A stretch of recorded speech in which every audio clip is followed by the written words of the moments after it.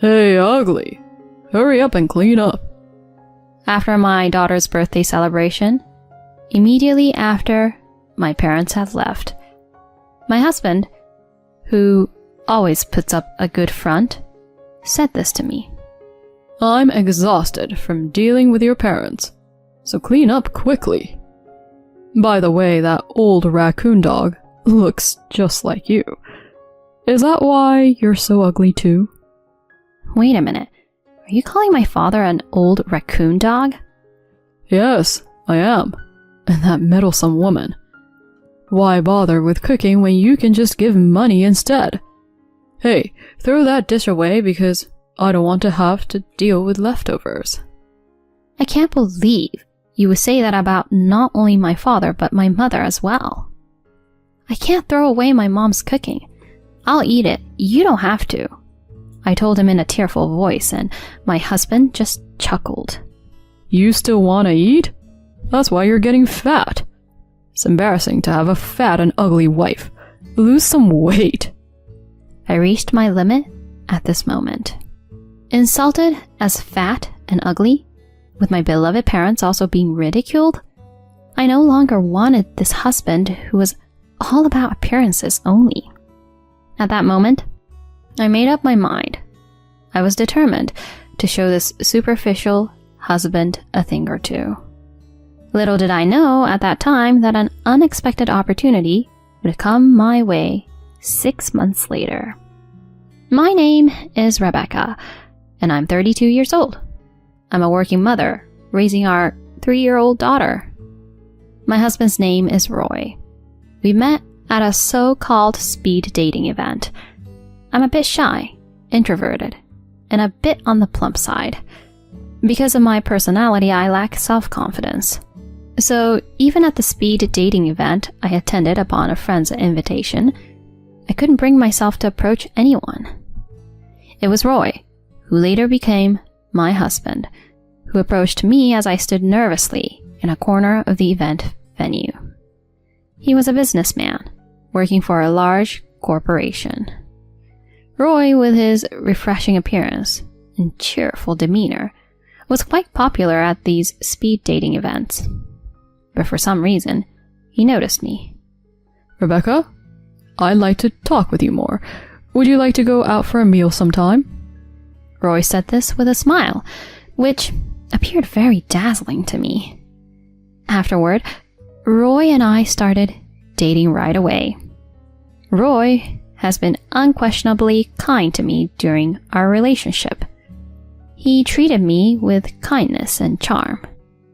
So, I was very happy when he proposed after a year and a half of dating. Rebecca, please marry me. I'll make you happy for the rest of your life. Thank you, Roy. I'm so happy. And so, Roy and I got engaged. After that, we received approval from his parents. And the next step was to visit my parents. My parents are a wealthy couple who run a company together. They loved me very much as their only daughter. They welcomed Roy with great joy. Rebecca, I can't believe you brought such a wonderful young man. Truly, he's kind and smart. I'm so proud that someone like him is marrying you, Rebecca. Roy behaved with modesty and charm in front of my parents. I was watching their behavior with joy. Later, Roy and I tied the knot. It was right after the wedding that I noticed his discomfort. It happened when we were celebrating with gifts at Roy's company housing, which would be our new home. When I opened the gift envelope from my parents, I found a surprising $6,700 inside. Hey, Roy, it seems my parents included $6,700 in the envelope. I was surprised, and when I mentioned it, Roy raised an eyebrow. $6,700? Is that all? He's the president. He should have given me more. Huh? Your parents are surprisingly stingy. Well, I'll take what I can get. I was surprised by Roy saying such a thing. Normally, he would say something like, "So much. I should be thankful for your father and mother," or something like that. I was trying to convince myself at the time that there must be some mistake. However, Roy gradually began to reveal his true nature. While he remained the same kind and perfect young man to outsiders, it was only in front of me that he underwent a complete transformation. Before we got married, he had promised to share the household chores, but Roy didn't do any housework at all. "Since we're married, household chores are the wife's responsibility." Saying that, he dumped everything on me. Furthermore, inside the house, it was a barrage of criticism. He would belittle everyone, from his colleagues and superiors at work to people we passed on the street. During our courtship, I had never heard him speak ill of anyone. What was this change all about? I endured this arrogant attitude of Roy's while handling all the housework. On the other hand, there was some good news. It turned out that I was pregnant just 6 months after getting married. "Hey, Roy, it seems like I'm pregnant." "What? Really? Way to go, Rebecca." It seemed like Roy genuinely rejoiced at my pregnancy, and he immediately called our parents to share the news. Watching him in that moment, I thought maybe Roy will return to being the kind husband he used to be. Surely it would be like that. However, that hope was soon shattered. Roy was cold even to me when I started experiencing morning sickness. "Are you sleeping again? Even if you're pregnant, you're slacking off on household chores too much, aren't you?" Roy said this to me as I lay on the bed, feeling sick.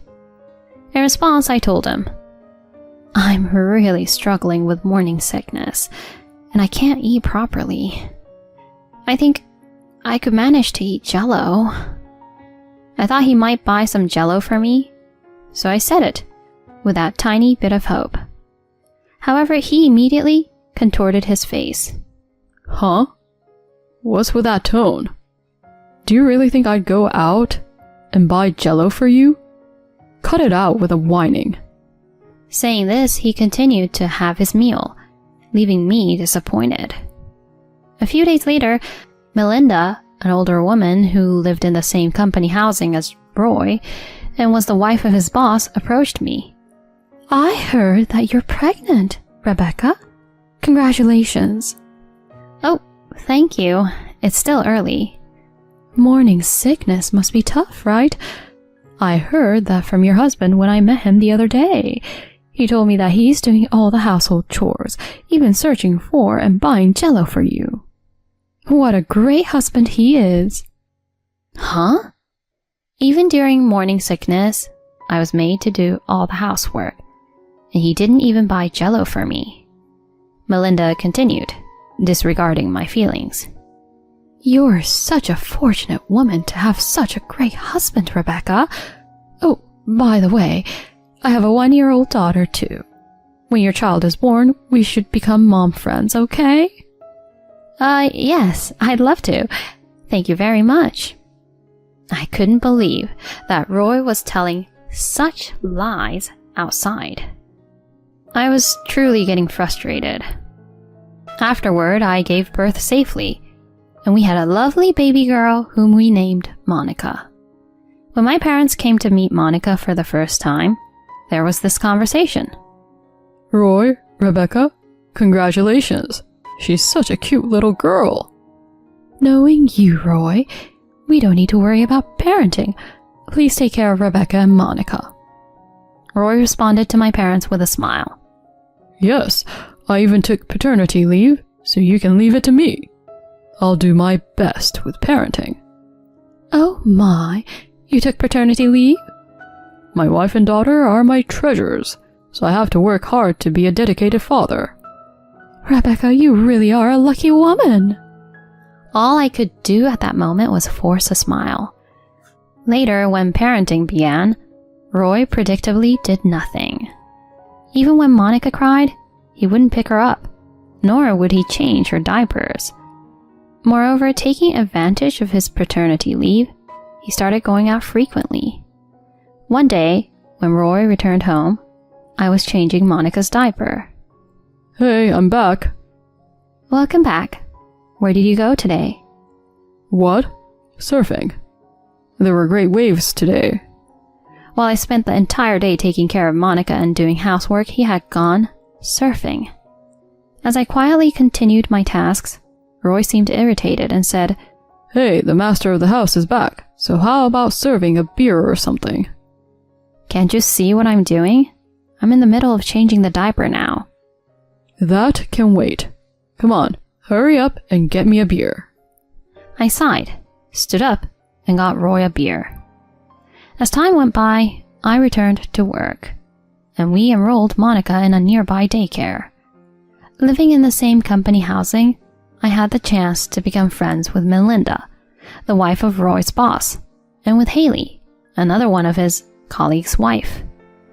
One day when I was picking up Monica, Haley said, Rebecca, your husband, it's so kind of him to take Monica to daycare every morning.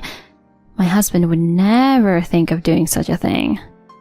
It's true that Roy had taken it upon himself to take Monica to daycare every morning. Melinda, with a smile on her face, added, Moreover, Roy greets us cheerfully every morning. When I praised him and said he's amazing, he replied like this. My wife and daughter are my treasures, he said. He's a truly wonderful husband. Perhaps my husband is trying to create the impression of being an involved father by taking on the responsibility of dropping off our child at this daycare, which is frequented by many residents of our company housing. If that's the case, it's too calculating. However, I couldn't say much thanks to them, so I had to force a smile. On Monica's second birthday, my parents came to celebrate with us. On that day, Roy's outward appearance was perfect, and we had a pleasant time together. My parents left, but after watching their car drive away, Roy said this to me. Hey, you, ugly, hurry up and clean up. Huh? Although I had experienced his arrogant attitude before, he had never called me ugly. I'm exhausted from dealing with your parents. Hurry up and clean. By the way, that old raccoon dog looks just like you. Is that why you're so ugly too? Hold on. When you say that old raccoon dog, are you talking about my father? Yeah, but it's true, isn't it? And that meddling hag. Why bother with cooking when you can just give money instead? Hey, get rid of that food. I don't want leftovers. To insult not only my father, but also my mother like this? I can't throw away my mother's cooking. I'll eat it so you don't have to. With a teary voice, I declared this, and Roy sneered. Still planning to eat, huh? That's why you're getting fat. It's embarrassing to have a fat and ugly wife. Lose weight, you fatso. Insulted as fat and ugly, with my beloved parents also being ridiculed, I no longer wanted this husband who was all about appearances only. At that moment, I made a determination to show him what I'm capable of. Afterward, I purchased a voice recorder and started recording Roy's actions and words. Unbeknownst to him, the audio files started piling up. Roy continued to display his arrogant attitude at home. I recorded everything meticulously, including him calling me names like ugly, fat, and incompetent, insulting my parents, berating colleagues and superiors in our house, and treating Monica coldly. 6 months later, an unexpected opportunity arose to present this evidence. Roy, it seems there's a sports school event for Monica coming up. What are you going to do? It's a hassle, but of course I'm going. I have to keep up my image as an involved dad. I secretly smiled. On the day of Monica's sports event, we were joined by my parents, and I saved seats in the same tent with my mom friends, Melinda and Haley. Well, Rebecca, your husband is here too. Truly, he's quite an involved dad. I envy you. My husband is just sleeping at home. Melinda and Haley kept praising Roy, and he delivered his usual line. Well, my wife and daughter are my treasures. At that moment, I decided it was time to drop a bombshell. This guy might be saying these things now, but he's terrible at home, you know. He calls me ugly and fat, and he doesn't show any affection for Monica either. Really? Is that so? Hey, what are you talking about? My mom's friends and my parents were surprised, and Roy was clearly flustered. Hey, come on, don't make up such baseless things. What's gotten into you, Rebecca? At that moment, I pressed the play button on the voice recorder at the perfect timing, and Roy's insults echoed throughout the tent. Hey, ugly, where's my beer? Maybe our daughter's clumsy because she takes after you. Your parents are really clueless. They're so annoying. As the tent fell silent, my mom friends and parents were wide-eyed. That's when Monica innocently said, "Daddy calls Mommy ugly, right? And he often tells me to go away because I'm bothering him. Daddy has never played with me." Monica's words sent a shiver through the tent. Roy tried to grab my voice recorder in a panic, but this time I played another audio file. I got approached by that Melinda woman at the daycare again. I think she likes other men. Well, her husband is a bad boss. He can't do his job, and on top of that, he's bald. With him, it's no wonder if she's looking at someone else's husband. Your mom friend Haley, her husband started the same year as me. He's a slow learner, and everyone makes fun of him. He'll never get promoted with that kind of incompetence. Plus, his wife is ugly. It's really quite pitiful. Both of my mom friends were left with their mouths wide open. While it might be expected to hear your own shortcomings and your spouse's criticized, hearing it so explicitly was another matter. Hey, stop it! With a voice that was almost a scream, Roy raised his voice to stop me. At that point, I pushed it further by playing another audio file. Hey, ugly, do you know why I married you? Huh? It's because your family has money. I thought I could get some cash with that old raccoon man as the president, but the financial support was less than I expected. We're already married and independent. Is that terrible cook of a mother of yours cutting off the funds? Both of your parents are so stingy. That's all you can get, so you better squeeze more money out of them. After playing that far, Roy finally took the voice recorder from me. However, it was too late by then. The two mom friends were glaring at Roy, whispering to each other in hushed voices. My parents were looking at Roy with reddened faces, and that's when my father spoke up. Roy, what's the meaning of this? Well, it's not what you think. It's a fabrication by Rebecca. There's no doubt it was your voice, and Monica also testified. I never thought you were that kind of guy. I've been completely deceived. Dad. That's when my mother took mine and Monica's hands. Starting today, Rebecca and Monica will be coming home with us. Huh? Rebecca, come on, say something. Are you planning to leave me? At that moment, I said firmly, "I'm sick and tired of a man like you. All appearance and no substance. We're getting a divorce. Get ready to pay alimony and child support. You hear me?"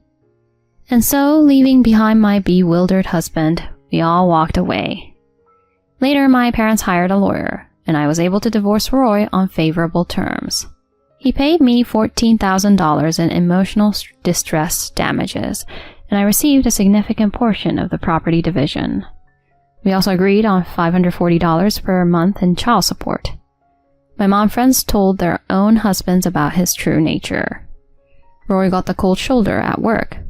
He was eventually relegated to a back office department by Melinda's husband, who was his boss. Now he says he's being ostracized by his peers. However, he has to pay child support for Monica. It's said that he has to continue working tirelessly under extremely difficult conditions. But I don't feel any sympathy for Roy. I just hope he works like a horse to pay Monica's child support. On the other hand, I have returned to my parents' home with Monica and I'm peacefully raising her. My parents also help with childcare. My mom friends continue to be friendly as they were before, and I'm grateful for that. I look forward to my daughter's growth. I want to work hard and live life with a positive attitude as I move forward.